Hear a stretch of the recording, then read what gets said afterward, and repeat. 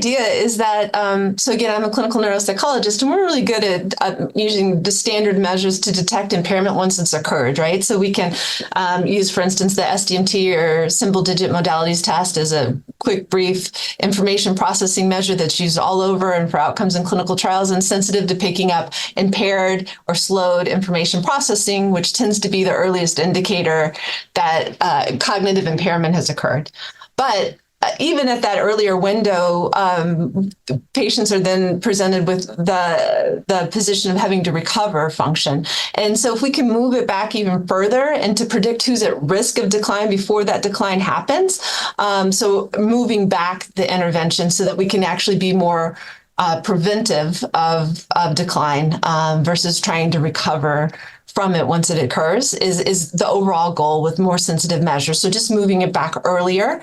And so the general idea, we do a lot of work with this measure called intra-individual variability, which refers to consistency in performance. So we sample a few minutes of a person's continuous performance, usually just with a simple reaction time task on computer. So it's very sensitive in terms of time-based. And so people who are intact in terms of our usual outcomes of speed or accuracy, which we use for almost all cognitive measures. So they're fine in that way, but we can detect variability, trial-to-trial variability as a really early indicator of potential trouble. And so both in MS and in general with neurologic health, that measure of intra-individual variability and reaction time has proven to be very suggestive of potential decline and as a marker of people at risk. So this work is trying to advance that so we can use it at the individual level. So most studies have been at the group level. Here we're using a commercial testing platform, which has the advantage of having norms. So we can compare variability at an individual level. Is this person having higher variability than we would expect based on their age and control data? And so then we can identify those people, and then we're watching what happens to them over time.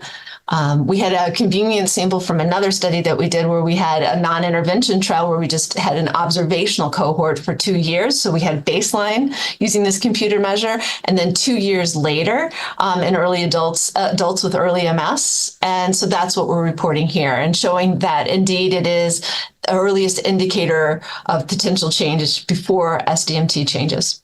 What's different here is that we're using it at the individual level with a commercial platform. And so the intra-individual variability, is short name is IIV, and that it's not specific to MS, and it's been shown in many disorders to be predictive of, like I said, long-term cognitive health outcomes and all health outcomes actually.